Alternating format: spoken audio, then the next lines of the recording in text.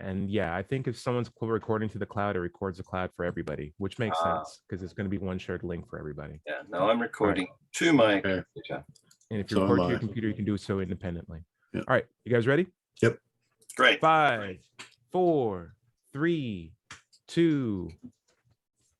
Hello and welcome to the Digital Free Thought Radio Hour on WOZO Radio 103.9 LPFM right here in Knoxville, Tennessee. We're recording this on Sunday morning, May 15th, 2022. I'm Larry Rhodes, or Doubter 5. And as usual, we have Wombat on the line with us. Hello, Wombat.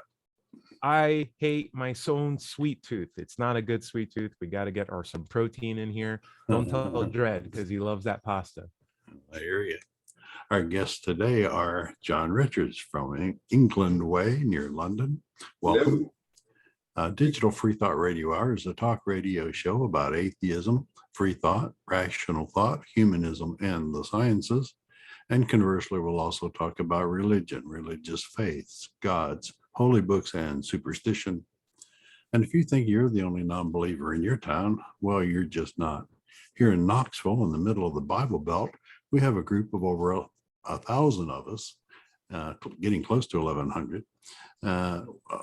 We'll tell you more about that group after the mid-show break. Wombat, what's our topic today? Today's topic is, why don't they put God on the ballot? And before we get into that, I just want to say, hey, listen, I feel like I'm a little bit slower today than I normally am. I'm going to coin a new phrase. I feel like I'm in a carb coma because I hit my weight loss goal last week or this weekend. And the first thing I did was go out to the grocery store and got a bunch of stuff that I wish I always was able to eat. Just like I had some small ice cream mochi balls. I had cake. Like I bought two individual slices of cake without like going crazy on the whole thing. And I got these like muffins that had this crazy stupid icing on the top. And now my head's just like, too many carbohydrates in my system. I'm not enjoying it at all. And I never want to touch that stuff again. It was just like when a dad gives you a full box of cigarettes to go through. You're just like, Dad, don't make me do that ever again. Yeah. Or makes you drink a whole beer when you're 10. And you say, what does it taste like, Dad? And he says, here, drink the. Tastes terrible. So yeah, awful. That's where I'm at right now. That's how I'm holding up right now.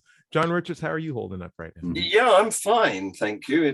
I'm just pleased to wake up every morning at my age, you know. So, but I relate to what you just said, Ty, because I think, and this is just my humble opinion, that we might go through a change in our life of preferring from sweet to savory. Because I think that when I was young, I enjoyed many more sweet things than I do now. And right, like you, I think if I have cake and icing and stuff, it's not to my taste. I don't want that stuff anymore, you know? Okay. Yeah. So John, you're a biologist. You may appreciate this. I believe, this is my impression, I've heard this theory bounced around a bit, but in nature, sweet things aren't poisonous. And so we have like this evolutionary bias towards things that are sweet, because in nature, anything that's naturally sweet isn't poisonous. So like if you're doing like herbs, if you're out in the wild and you're picking stuff, the one of the best tests to make sure if this food is good to eat and is beneficial to you is whether or not it's sweet or not. If it's bitter, it might actually be bad for you to eat. Or if it's spicy, it might be the plant saying, don't eat that. And so we have this trigger or wiring in our brain to love sweet things and get that endorphin rush from sweet things. Larry, what do you think? Yeah, true. I've got a random bit of advice I like to throw out every once in a while when we're talking about sweets. First of all, if you drink cold liquid and you get a pain in your tooth, you just have sensitivity to cold, no big deal. If Nice. You're eating sweets and you have pain in your tooth, you have decay, you need to get yourself to a dentist. But do not let them pull that tooth. Get a root canal if you need to, because if you let them pull the tooth, it doesn't exercise the bone anymore and you lose bone mass. End of rant. Okay. So yeah, John, as a biologist, what do you think about that theory? Picking up on what you said, first of all, about Sure.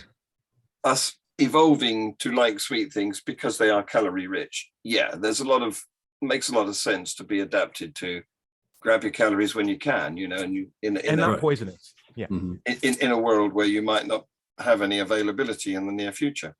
But nature's more clever than that, isn't it? Because sometimes the calories are wrapped around a nasty poisonous part of the fruit. There are some fruits where, and particularly fish, where parts of it are extremely edible and other parts of it are extremely death-causing. Yeah, talking about nature and what attracts you, what's the evolutionary reason behind wanting to eat fermented fruit and getting drunk from it, like monkeys and other animals do? They find fermented fruit on the ground, they eat it, and they get drunk. Yeah, even mice and flies do that. So I don't know if it's evolutionary, but I do think we have a natural aversion to boredom. I think boredom is like one of the most major extreme emotions that most people don't want to have. Malaise, like this pauldrum, if you will. And so when That's you're drinking, interesting. I hadn't thought of that. Yeah. You're like, hey, this is at least interesting. It's better than being a monkey on a branch the next 24 hours again. Bored. A bored monkey on a branch. Hey, check out Steve and the monkey down there. I'm going to do what he's doing. Well, what about if it was an unexpected side effect? I mean, what about if early man or even earlier animals were looking for fruit and they found some fruit, not realizing that it was past its best, and ate it anyway? And then discovered subsequently that it has this that they can make really good jazz music, right? Right. Exactly. That's what I'm saying. It just gets rid of boredom. Guys, I have a weird thought experiment I'd like to throw out to everybody, which is the real topic of the show for today, which is why not put God on the ballot? And why am I bringing this up is because we have voting season coming up pretty soon in the US. I'm already seeing signs being posted everywhere on people's drives, on front of libraries, close to government buildings, all the things you're legally not supposed to do, but they'll do it anyway. And so there's things for mayors, district courts, sheriffs, so many different things. And of course, presidents and the current primaries that are coming about as well. And so I went to the gym yesterday and I was shocked to see some guy with like a t-shirt that was like, two people who I never ever want to see in office again, basically for the next upcoming election. In my head, it's just like, what in the world is going on? Is it already Christmas? Is it already September where I'm walking to the grocery stores and I'm seeing Christmas tree postings already up? Like, I still feel like we have about 2 more good years to go before we have to fall ourselves into the cycle. But still, that said, why not? Here's an idea. Why not, instead of having all these multitude of different signs, you just have one sign posted and you have one name on the ballot if he's your guy? And when I say put God on the ballot and have the board be vote God. And here's why I'm for it as an atheist, because we'll come up with the concession of if God doesn't win, the next person does, guy or girl. But if everybody votes for God, that's the president, and that's the district attorney, or that's the mayor, that's the person. You can vote for him for every single position if you want to. I'm fully fine with that. But if that person or that God doesn't win, the next person who got the next most votes goes through. And I find no problems with that theory whatsoever on 3 counts. And I guess we'll go over them today. 1, I find that if you're a Christian and you vote for God, that's fantastic. But if you don't want to vote for God because you think he won't win, now that's interesting, because as a Christian, you have to believe that God's everywhere, can be anything. Why can't he created the rules of the universe? Why can't he win a simple election? Yeah. What's the problem with that? Why are you afraid of? The second one is, well, we can go into it. I'd love to hear everyone's feedback. What do you guys think about the idea so far? God showing up on a ballot. Would you have an issue with that? Larry, what's up? Oh, you're on mute, my friend.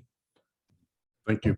We have to determine which God we're voting for. I mean, when you just put the word G-O-D on the ballot. G-O-D. Yeah, but that means whoever reads the ballot interprets it as being their God. That's exactly what God is, though. That's what it is. And in my head, it's like, let it happen. Let's just see what happens. Because as my dark theory in the back head is like, that is one, just a vote that is like, okay, thank you for your votes, putting it aside. All right, who really needs but to it's a blatant violation of church-state separation. Yes, that's true. I agree. Also, what is the alternative in reality? I'm just putting my devil's advocate hat on, is we still have that either way. Like we still have pastors dictating groups of people who to vote for. We still have "In God We Trust" on our money. We still have presidents who invoke God at the end of their speeches, who start wars based on religious premises. Like we have that here. We have, I mean, we just had a very conservative upswing on what should have been women's liberties get denied in this state based on conservative values that are held by religious points of view that aren't scientific, that aren't like secularly determined. And I feel like if that's the case, put God on the ballot and let's see what that God has to say about that. Whatever it is, put God on the ballot and let's stop dancing around an issue and make it explicit. I find there would be far more value in just having it an actual person who either gets into office or doesn't get into office, rather than someone who never even was on a Democratic ballot and still yet has so much political swing and favor in our current system. Yeah, well, it would be against your constitution, but I mean, that would be the first time that something had been done against your constitution. so why don't you do it as a pilot scheme, to see how many legs it's got? But because at the moment, you don't actually have himself on the ballot paper. You merely have his representatives who are not shy at declaring their love of him, which is different from everywhere else in the world. That would miss the whole point of putting him on the ballot. Also, go ahead, Joe. You'd have to specify whether it was God capital G or God small g, of course, because the small g opens a plethora of conundrum because of all the thousands of other gods that go under that name. Yes. But also, legally speaking, it is not an illegal thing to have a person named God, capital G, capital O, and capital D, and no last name whatsoever. It's not legal for you to have a last name. So you could put God on the ballot from a legal point of view. Whether or not it's representative of whoever is a completely different issue. Hey, what's up? How are you? So there's my thought practice. Go for it, Larry. No, I was waving. There's a cute kid on the video stream for any radio listeners. The issue that I find out is if we can get past that barrier and we put God on the ballot, I feel like Christians would have to ask themselves, well, if I follow this scheme and God doesn't win, then it's really the next guy who's going to win. But in my head, it's like, if you have faith, then God should win every single time, right? Like, why are you under the impression that your God who made the universe should lose? But if we get past that, my second thought is, okay, so God wins the election. Congratulations to God. But he doesn't show up. He had this. So we forgot that God has this very great tenacity of being the hide and seek world champion of the last 3 millennia or something like that. And so if God doesn't show up, that's going to be fairly telling. If he's not there to rubber stamp anything, sign anything to law, arrest anybody, make any judgment decisions, that's going to be a problem. Do you guys do you think that would, rustle some feathers among the Christians? What do you think, John Richards? Well, we've actually got a situation like this. Go away. Sorry. I've got a child here with me who's being a nuisance. So we actually have a situation. She's cute, like nuisance. She's all right. She's good. She's good. All right, go ahead. We actually have a situation like this right now because 2 weeks ago we had an election here, and one of the areas that got a full election of their actual government members was Northern Ireland.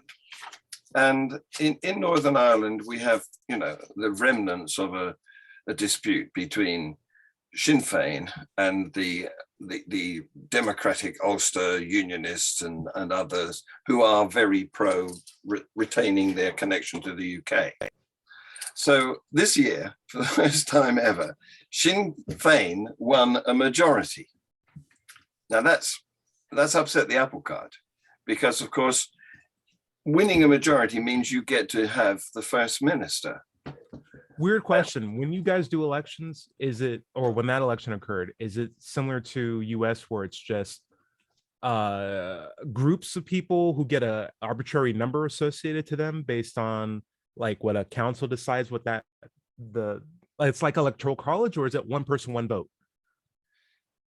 In Northern Ireland, no, well, that's not an easy question to answer because we have so many different levels of election here, different tiers of election. Some of them are elected on one person, one vote, first past the post. And some of them are elected on proportional representation of various sorts.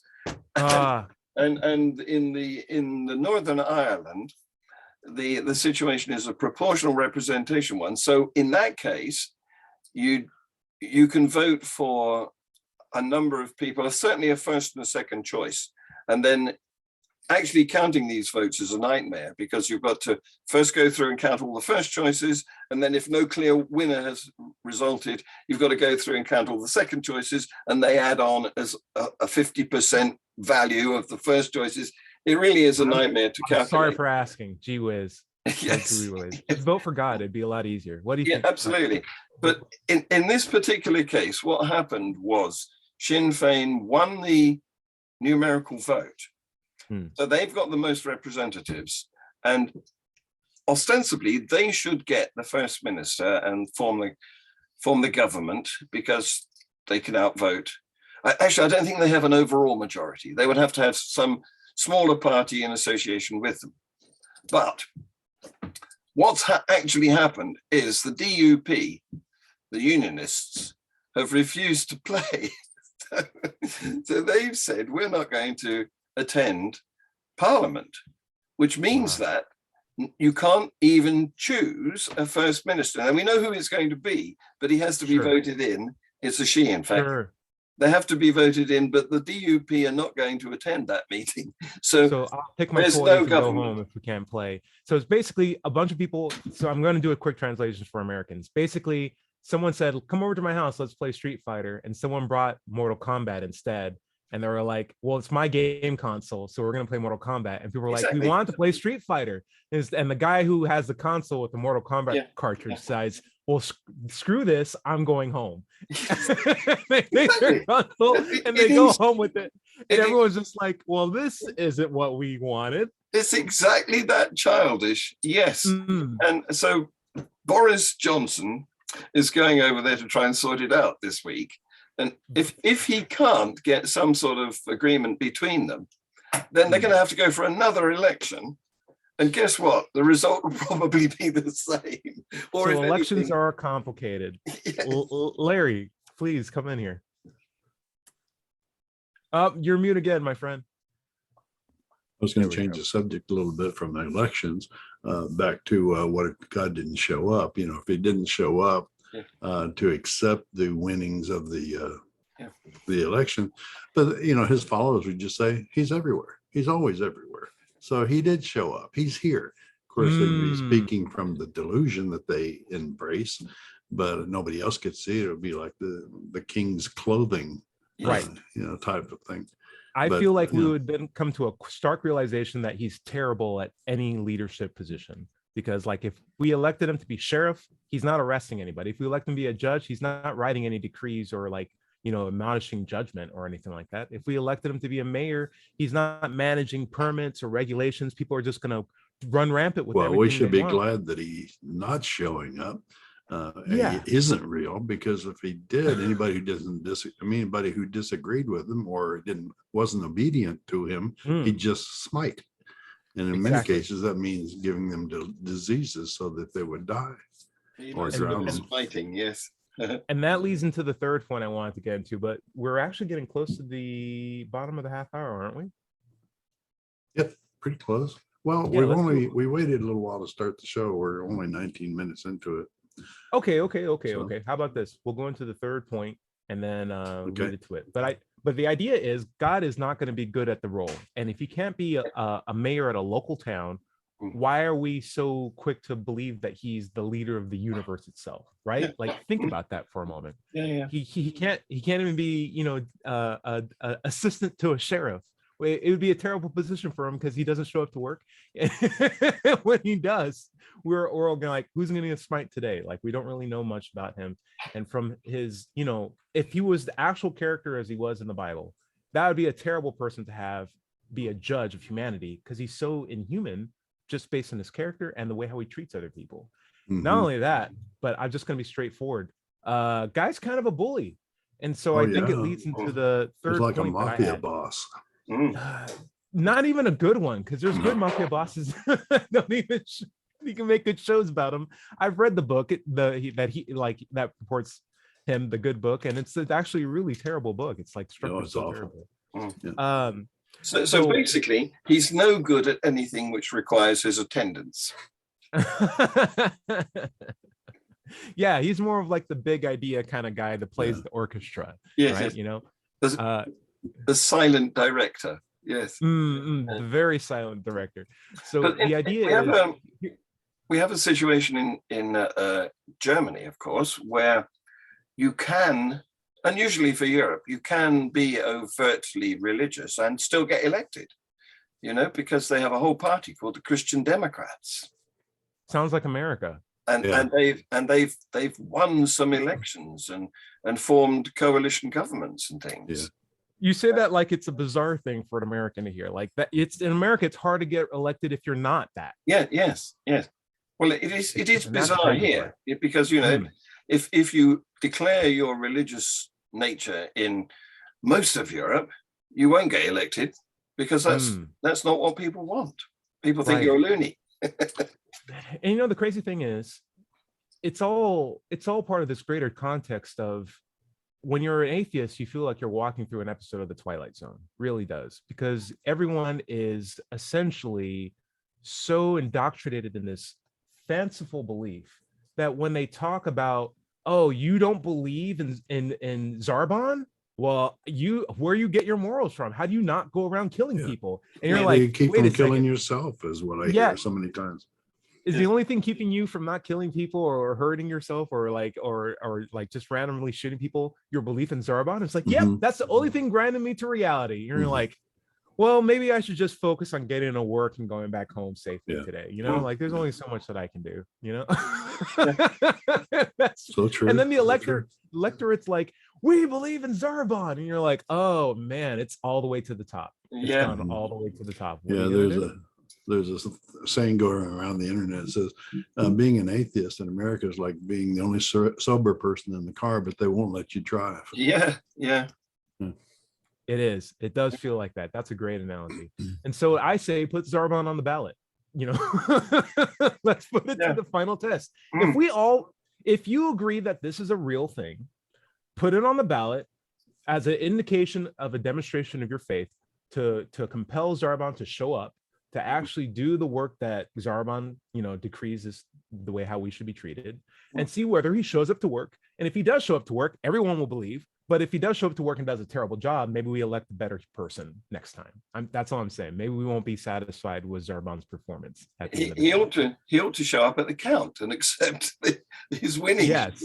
I feel like there's some sort of, they have to sign something before you can be something like that. You have to like sign yourself in. Yeah. So here would be my last point on this thing.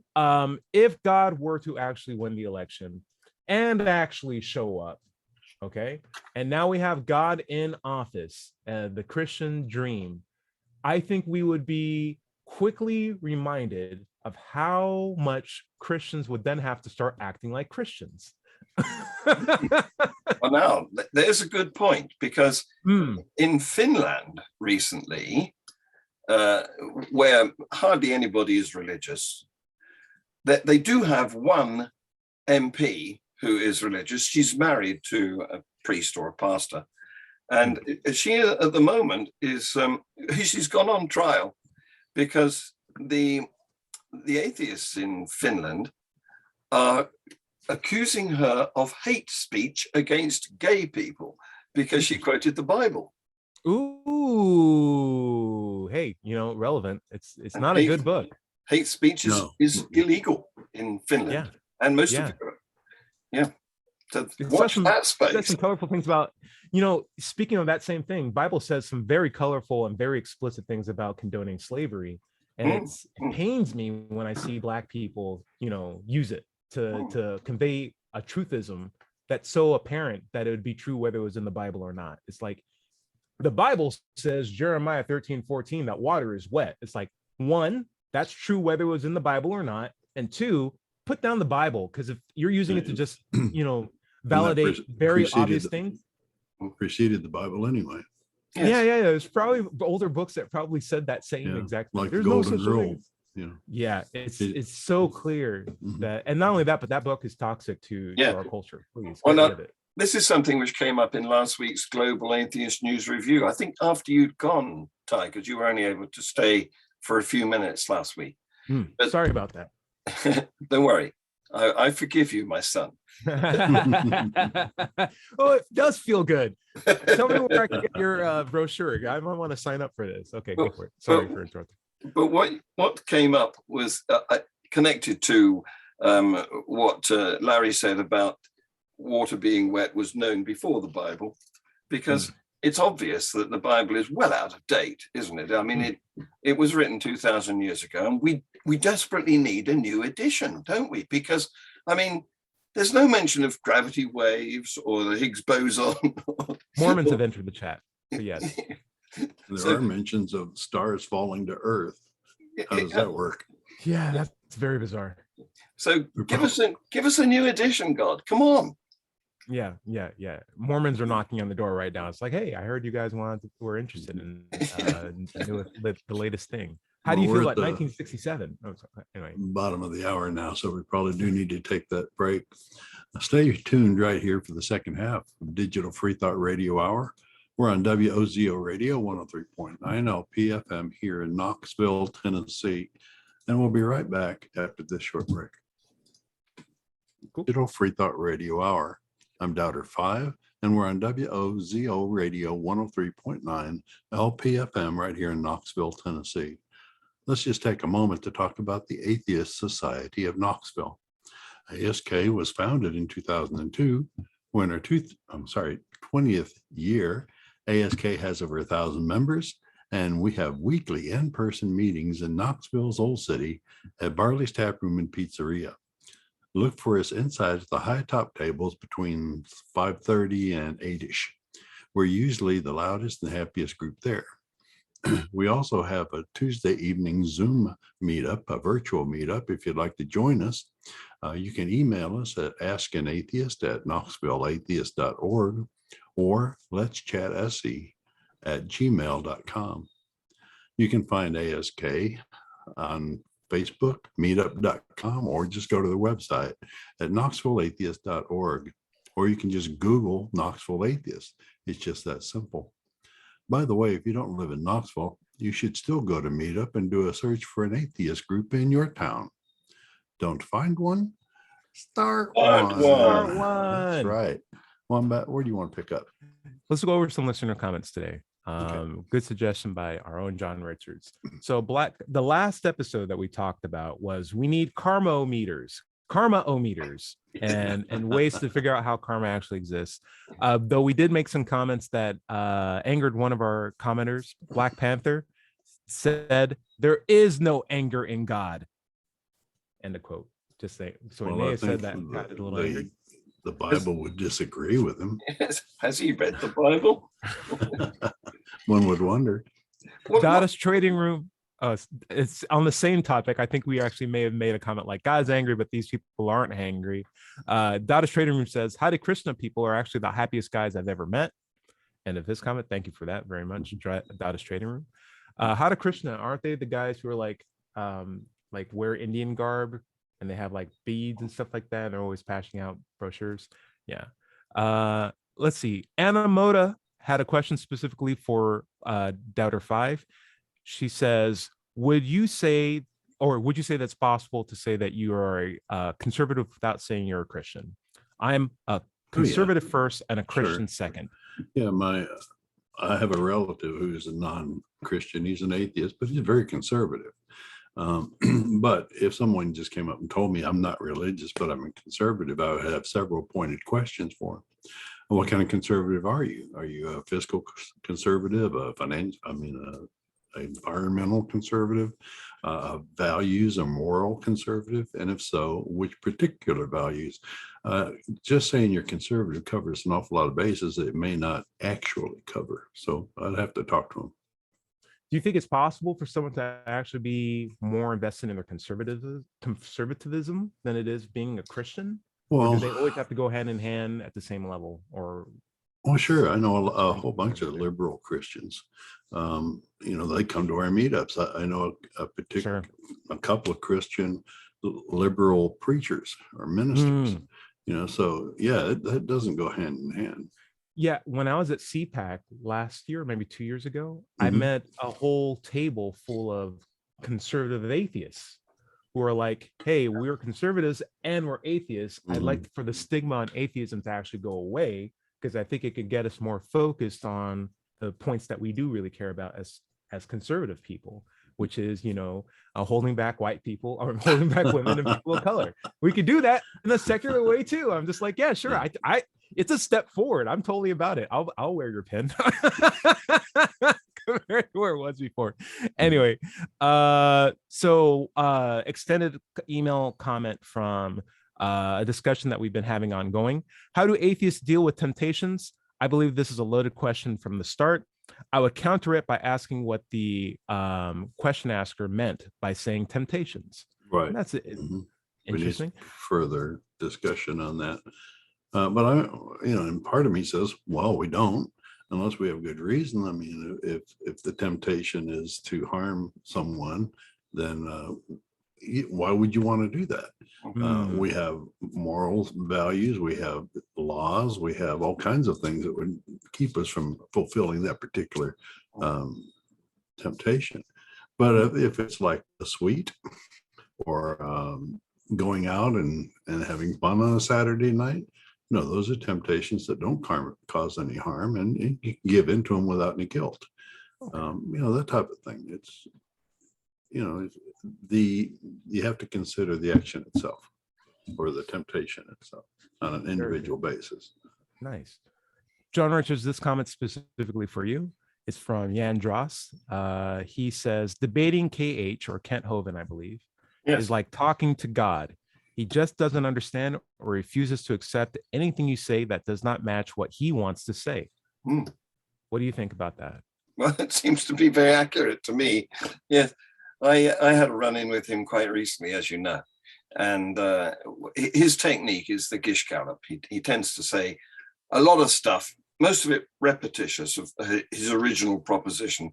And he just simply swamps you so that you can't get a word in. Because after all, we only want to listen to him, don't we? That's his opinion of himself, it seems. There's no other person's contribution is worthy. So I want to visit something you said earlier about the anger of God, because I've just Googled it. That's not fair. Go ahead. And it's come up with 25 Bible verses about the anger of God. And the word is wrath, of course, because that's his particular type of anger. It's really strong anger.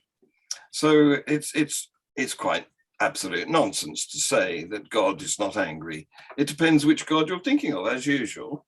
And a lot of gods are very angry. A lot of gods do punishment things on their congregations because of their anger. They can't manage their anger. Very true. So what else were we talking about there? It was before you got to Kent Hovind. What was that? So the previous comment from that I gave to Larry about what was it? Let's see. Conservatism. Oh yes. Yeah, conservatism. I'm trying to pull it up right now. So is it possible to be a conservative first and a Christian second, basically? Well, yes, and in any order. Although there is a sort of correlation between conservatism and religiosity, it's not compulsory, and there is no necessary or essential connection between the two.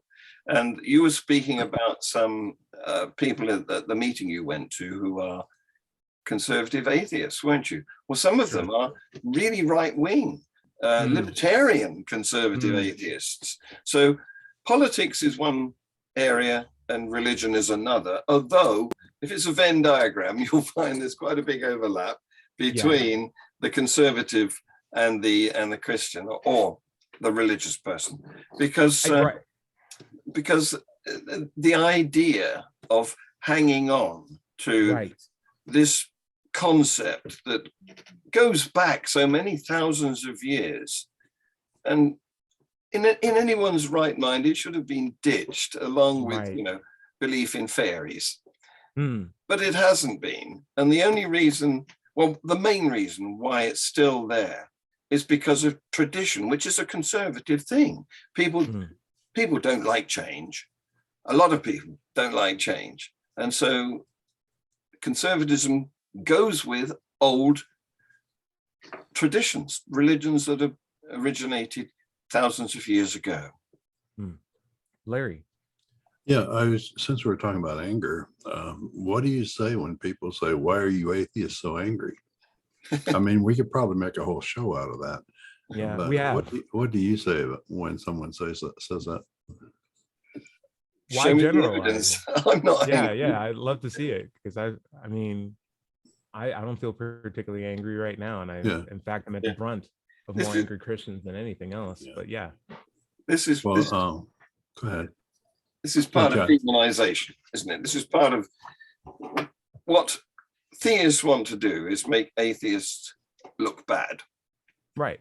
Simply. And one of the ways they can paint atheists as bad is by accusing them of all sorts of untrue things, like, being purposeless, being immoral, being angry, eating babies. It's all nonsense.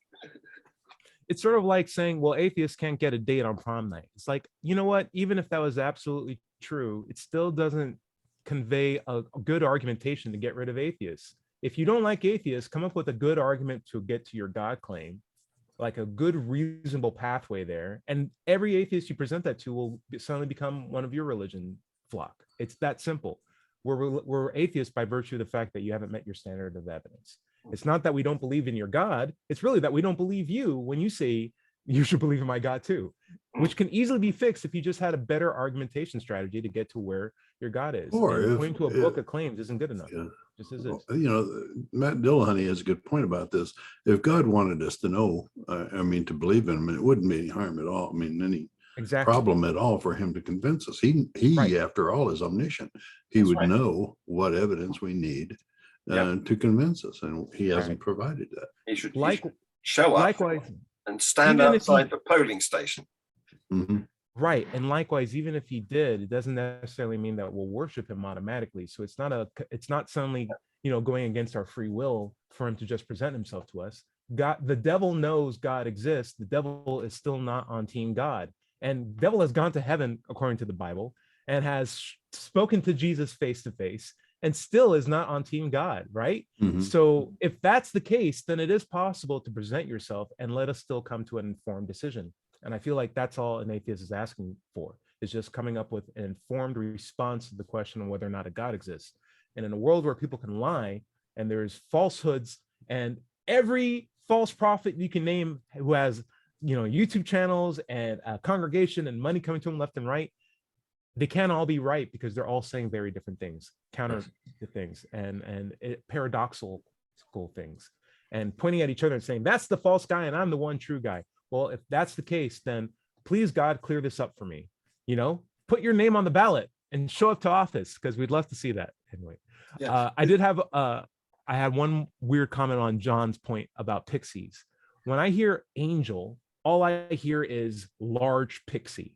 Right? Because what's the difference between the two? They're both magical people with wings. It's just one's very small and one's very big. And yet, if you bring the concept of pixel or pixies to Christians, they'll be offended. They'll be like, how dare you think this is a pixie? I'm like, is the problem size? The size. Because that's the least one that stands out for me. You just believe in a very large pixie. That's it. Yes. Well, at the root of this, I think, is the tension between whether we like people and want to form some sort of group, or whether we prefer to be individuals and have rights as individuals. And somewhere in the middle there is a decent way to live. But those people who like to group excessively, they're the ones who form tribes. and don't like outsiders. They have, or independent thinkers. Exactly. Yeah. Sure. Whereas those of us who are happy to be, on our own or mix as and when, rather than form a tight-knit circle, those are the more liberal, less religious sorts of people. Very true. It's very true. It's sort of like domestication of a species, is you get rid of the bad programming that's, provided to them through just the trial and error of nature and evolution.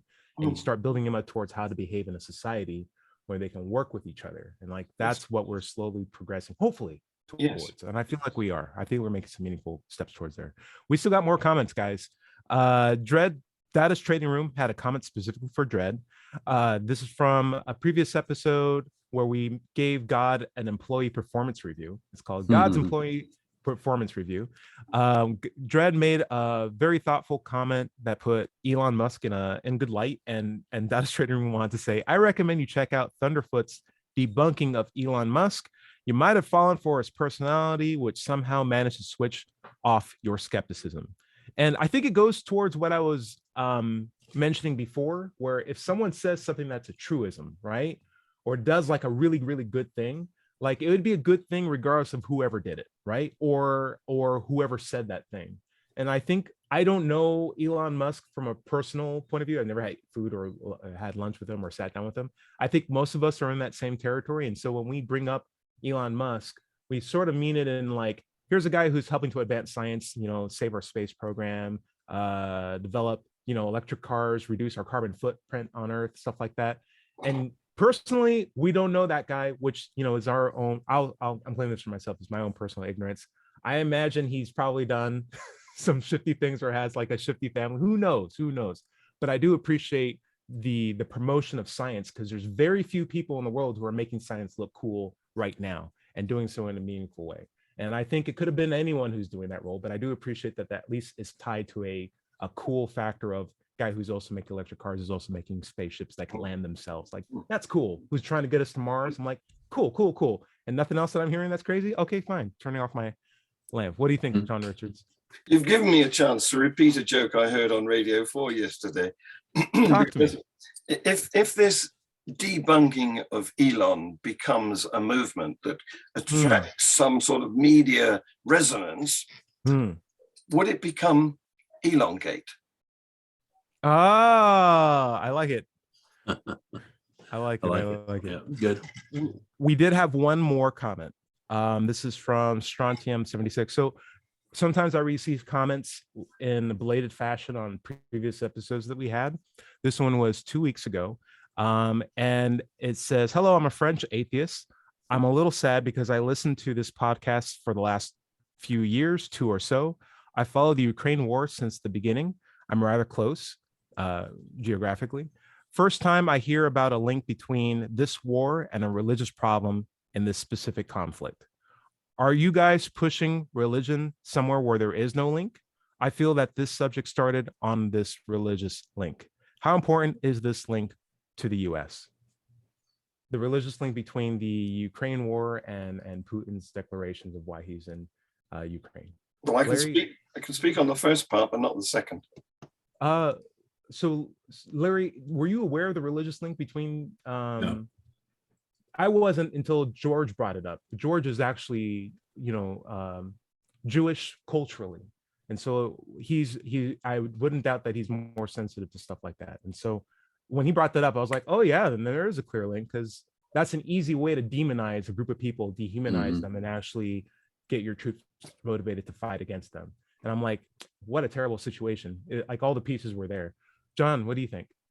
Well, there is a strong connection between religion, Christianity, and the Russian invasion of Ukraine, because the Patriarch Kirill, the leader of the Russian Orthodox Church, has befriended Putin from 20 years ago.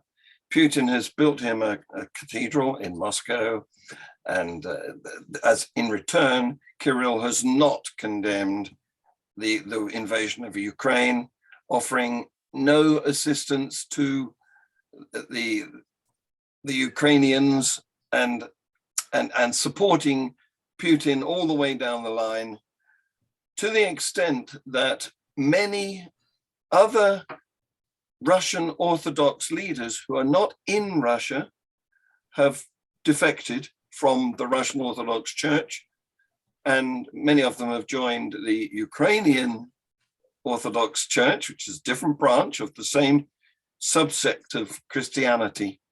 So, even the Pope, he's obviously, this is a different branch of much further back, a schism that happened way back between the two halves of the Christian religion.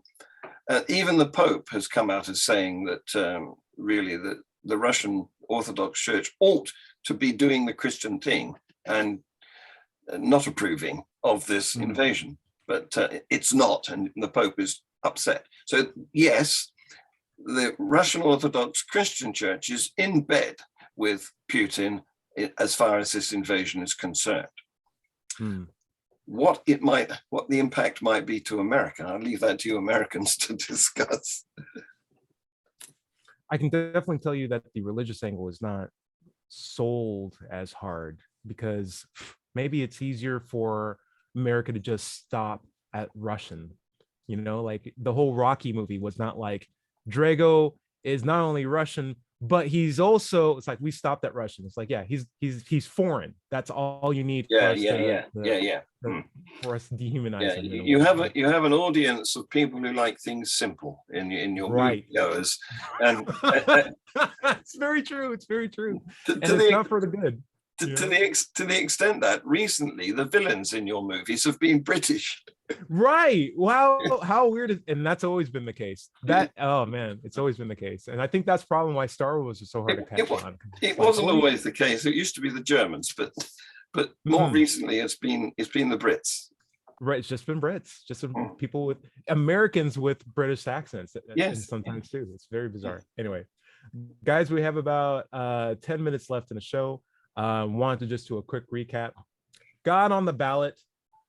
Reason why I love it is because it can drain votes into a segment where we can just push them aside, hopefully, and and hopefully let the next person win. And it consolidates a lot of like useless conservative points of view into like this one vote that just basically is a statement, or at worst a protest statement. And then it's like, thank you very much. And then we move on with the real votes.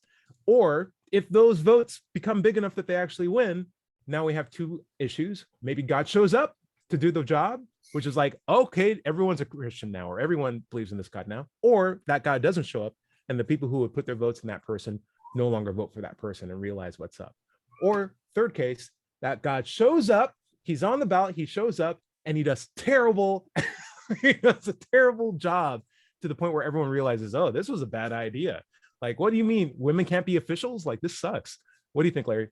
Well, there's a fourth option too. I mean, when you see God on the ballot, every religious person is going to interpret as being their God. Yes. So they vote for him. Do 5 gods show up? Or 20? Hey, it's mine. It's my job. Oh, let them work it out. Wait. Right. So it's a Moon Knight. It's the series finale of Moon Knight situation where all the gods show up and start arguing with each other. I love it. I wouldn't want to be around though. No, I think everyone loses in a situation like that. But we did help. Could be the next episode of Doctor Who, where all the gods turn up and have a fight. Yes. Or Star Trek. Yes. Right.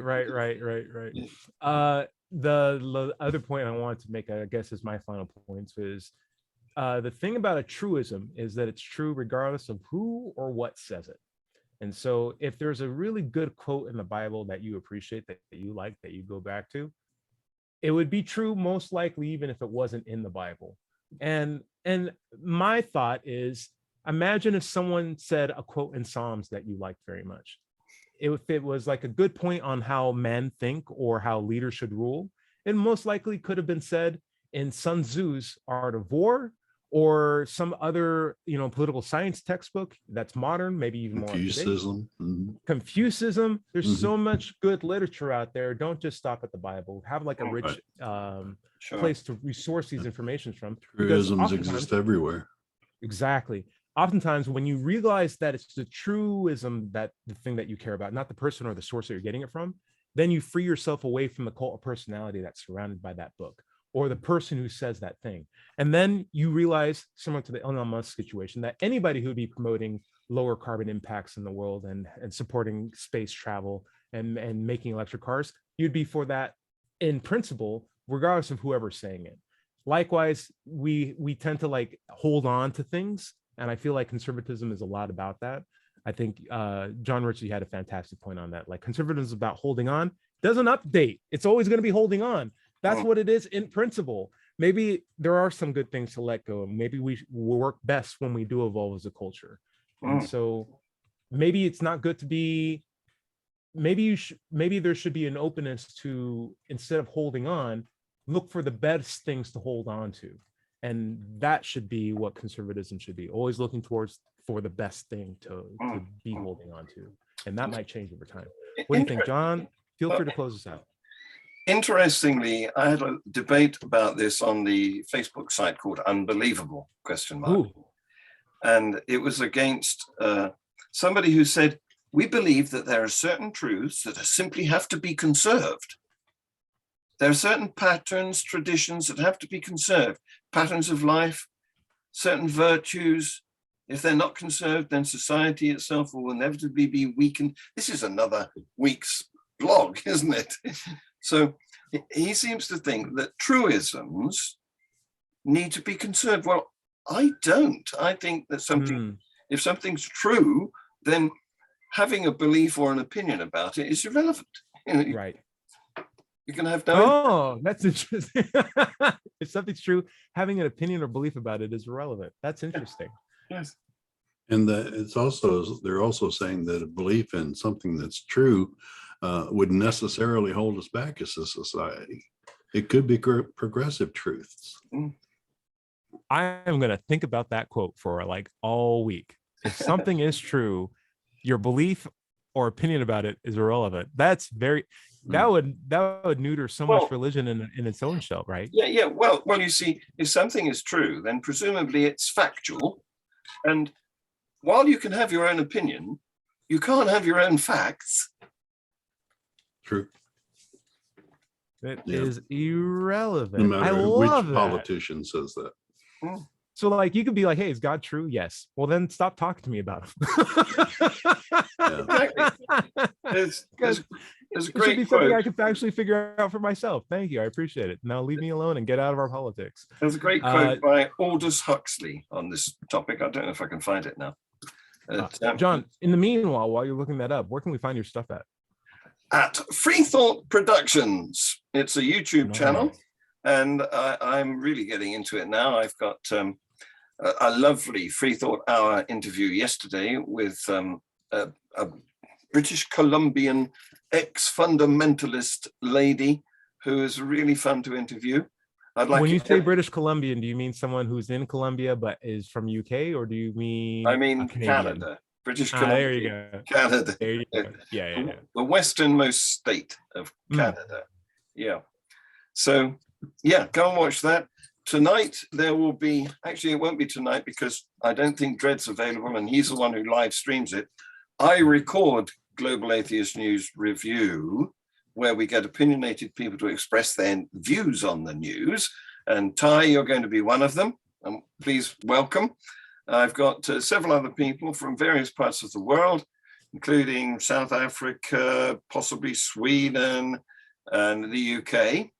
And we will be taking the news apart, giving our opinions of all these things that religion has done in the last 6 days to impact humanity.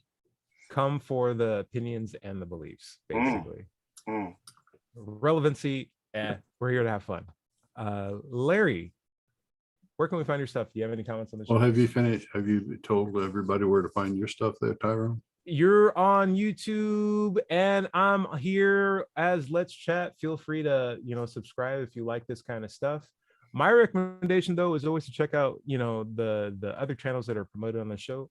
I highly enjoy Free Thought Productions. I think you should check it out. I like being on the Global Atheist Review or News Network, basically. It's the additional show that's on Free Thought Productions on John Richard's show. And I keep coming to Larry about this, but there's this thing called atheism as a whole, and I still don't know what it's about, but I've heard that he may have some literature or wrote a song about it or something. Larry, have you ever thought about writing a song about it and just putting it Maybe a just with book. your nice baritone southern tones? Just Oh, yeah. Oh, that'd be an awful long song. No, I have written a book about atheism. It's called Atheism, What's It All About? It's available on Amazon. My content generally can be found at digitalfreethought.com. Be sure to click on the blog button for our radio show archives, atheist songs, and many articles on the subject of atheism. If you're having trouble leaving religious beliefs behind, and it can be emotionally wrenching, you can find help at recoveringfromreligion.org. Be sure to check them out. By the way, you can find this show on Apple iTunes, Pocket Casts, Amazon, and on podcasts everywhere. Just search for Digital Free Thought Radio Hour. Thanks for joining us. And remember, everybody is going to somebody else's hell. The time to worry about it is when they prove that heavens and hells and souls are real. Until then, don't sweat it. Enjoy your life. And we'll see you next week. Say bye, everybody. Bye, everybody. Bye. Cool. I got that quote. I wondered Nice. if you wanted it within the show, but obviously you've shut it down now. Sorry. Aldous Huxley, facts do not cease to exist because they are ignored. I like that one too. Right. Facts do not cease to exist because they are ignored. But I do like the idea of like, hey, if it's true, spare me your opinion on it. Just give me the true parts or give me access to it, and just go your merry way. Here's a quote from H.P. Lovecraft about truth. We were talking about truth. If religion were true, its followers would not try to bludgeon their young into artificial conformity. Yeah. They would merely insist on their unbending quest for truth. And Very cool. they would find it eventually. There you go. All right. Okay. Thank you, everyone. See you later today, John. You have lovely eyes there, Ty. I appreciate it. All right. See you later. Bye, everyone. Cheers, everyone.